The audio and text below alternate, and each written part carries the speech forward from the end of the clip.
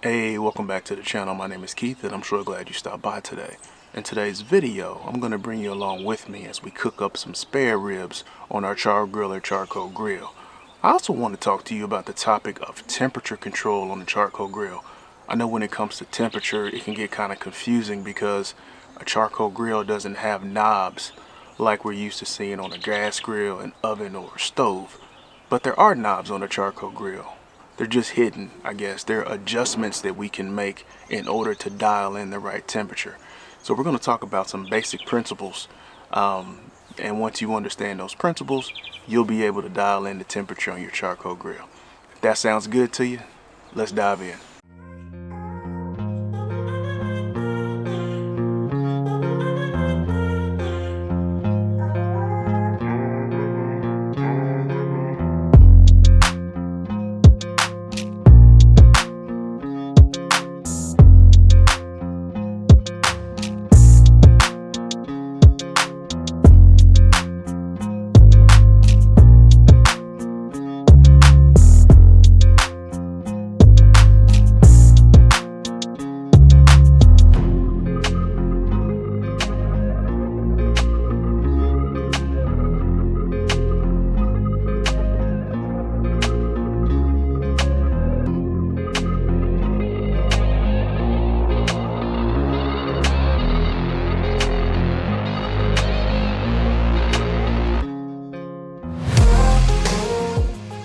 So we just got our meat on the grill. Today we've got some spare ribs, a total of 4 slabs, and I rubbed them down with some extra virgin olive oil and also rubbed them down with some Lowry seasoned salt, so kept it real simple today. Now we have a family of 10. I mentioned to you all before, my wife and I have 8 children, so that's why we're going with 4 slabs of ribs. It's enough for the day, and we probably have some for leftovers over the next few days. With respect to cook time, I track cook time on my phone. So as I get the coals on the grill, as I get my meat on the grill, I'll just log little entries into my notes section, and I'll give you all a glimpse of this right now so you can see it. So that's how I stay organized when I'm grilling.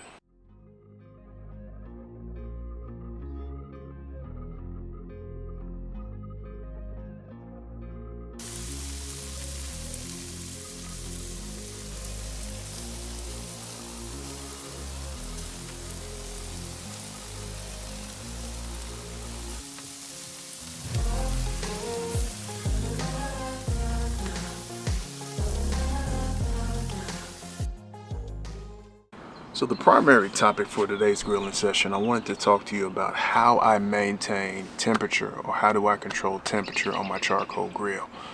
So I mentioned to you before, it can be a little confusing because you don't have knobs that you can turn, that you can physically turn like on a gas grill or an oven or a stove. So these are the 3 principles that I keep in mind, or these are the 3 adjustments, the knobs that I can turn in order to achieve my desired temperatures. Number 1 is going to be fuel source. Number 2 is going to be airflow, and number 3 is going to be meat placement. So that's fuel source, airflow, and meat placement. Now let's dive into what that means for me. So fuel source means how much charcoal or how much wood and what type of charcoal and what type of wood am I using for the grilling session. I think that's a big one that I made mistakes with early on when I was grilling, that I see people make mistakes with, and that is putting too much charcoal on your grill. You have to be mindful of the size grill you have, the material it's made out of, and some of that's going to come with trial and error. Like I know this Char-Griller, I'm using 2 chimney stacks per grilling session for the majority of the time I'm cooking. That works perfect for my grill. My Weber 22-inch, I know 2 chimney stacks is what I'm using. Man, I've seen people before out there grilling, like campfire grilling, and they got the little mini grills, and they just loading it up with charcoal. At that point, you can make adjustments to everything else, but if you have too much charcoal or too much of a fuel source on the grill, your grill is gonna burn hot. So number 1 would be make sure you're mindful of your fuel source, whether it's charcoal and wood, and how much of that are you using. So number 2, then we get to airflow. So in order for your fire to continue burning, you have to feed it with air. So on the side of the grill or on the bottom of your grill, that's where air is going to get sucked in. That's where it enters into the grill. And at the top of the grill, this is where your exhaust is. That's where the smoke is gonna leave the grill. And as that air circulates, that's gonna fuel and drive your fire. So the way I approach this is that I keep my intake, I keep my vent at the very bottom wide open, like all the time. I very rarely even touch that at all. I keep that wide open. And if I do want to make any adjustments, I'll make it to my stack. I'll move the vent on my stack to open and to close it as I want to dial in temperature. But for the most part, I keep that about halfway open, halfway closed, and I roll like that. So I really don't mess with air as much when I'm controlling temperature. Now the last one is gonna be meat placement on the grill. So you have your charcoal, you have your air dialed in. Now if you wanna get some high temperatures on the meat, if you wanna go for a sear, you can put your meat directly over the charcoal. However, if you don't want those intense temperatures, you can cook indirect and have your charcoal sitting on one side and have your meat sitting on the other. And that in and of itself is a way to regulate temperature, right? So try those three things and a combination thereof, and hopefully that can help you regulate temperature, because as you grill more, you'll get the hang of it. I wouldn't stress out about, oh man, the vents have to be open this much and closed this much, or I gotta do this and do that. Don't make it complicated.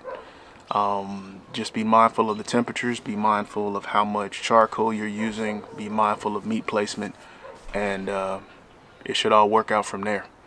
Now one thing that's interesting too is that when I first cleaned this grill, I'll show you the temperature gauge. When I first cleaned it, we just get the coals on there. The grill is getting as hot as it's gonna be. You wanna get it real hot to clean it. We were upwards of like 500 degrees. But over time, that fire is gonna go down. And as we put the meat on the grill, that fire is gonna go down because there's more in there to heat up. So it's not gonna be able to maintain the temperature. So your grill is gonna start to fall off in temperature the longer you go in the grilling session. I'm okay with putting chicken or ribs on the grill and that first 10 minutes being some intense temperatures. Like I may be upwards of 400 degrees or even 425. I'm okay with that, because at that point I'm searing, I'm trying to get a nice color in. But then as my grill starts to cool off, then we start to stabilize in temperature, and then we can do some real cooking there. So if you can weather those intense temperatures at the very beginning and keep your meat rotated so you don't burn it, it's all going to work out, because over time that grill is going to regulate its temperature. Assuming that you've got the right grill meat placement and that you use the right amount of charcoal, it's going to work out. So long story short is, don't make it overcomplicated, right? This is the fun of grilling, getting in there, trying this one session, trying this another session, and keep doing it. And I am confident that you will figure it out. So if you're enjoying this content so far and you're enjoying hanging out with me on a grill as we cook up these ribs and talk temperature control, do me a huge favor. Smash that like button right now. I'd really appreciate it.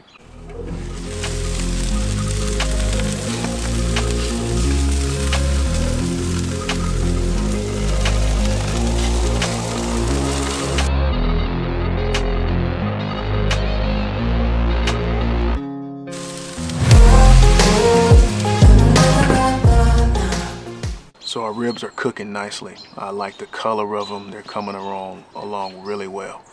So they've been cooking for about an hour and a half now, and their internal temperature is showing that these things are ready as far as internal temperature. But I want to make sure that they're tender and they're moist. So for the last 30 minutes to 40 minutes of this grilling session, I want to use what's called the Texas cheat method. I'm going to wrap each of these slabs of ribs up in some aluminum foil. And before we close it up, we're gonna add some low sodium soy sauce. So we wanna add a bit more moisture here. And what that's gonna do is that steam and those juices are really gonna break down that meat and that tissue and get it real tender. So that's the last thing we're gonna do before we take these ribs off the grill. If you look at the temperature of the grill, it's come down nicely. We're about high 200s, low 300s, but we're dipping down. So this is a real good time now to take advantage of those low temperatures and really steam this meat.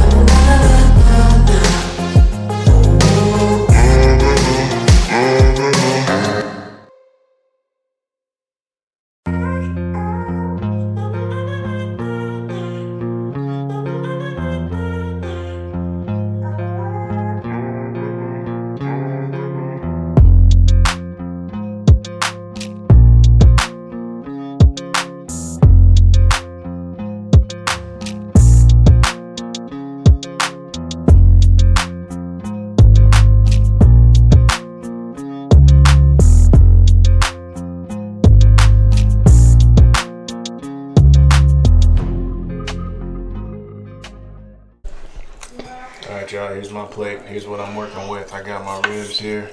We've got some coleslaw. We got some baked beans there with some ground beef and some onions and some bell peppers. And we got some fried chicken wings right here. So that's what I'm going to be digging in here real soon. Alright y'all, I'm about to dig in. Excuse the volume. This is a working household, okay? This is a working household.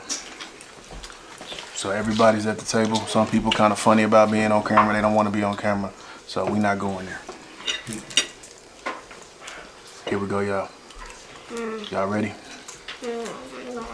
First bite.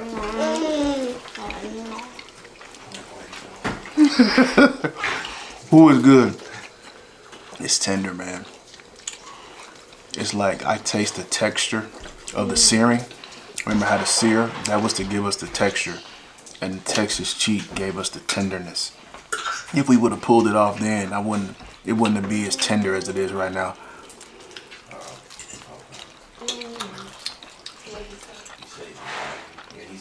All right, that's good. That's good. I'm pleased. I'm pleased, y'all. That's good. Let me tell y'all what I'm talking about. Focus. See how that meat's just separating like that? That's that tenderness.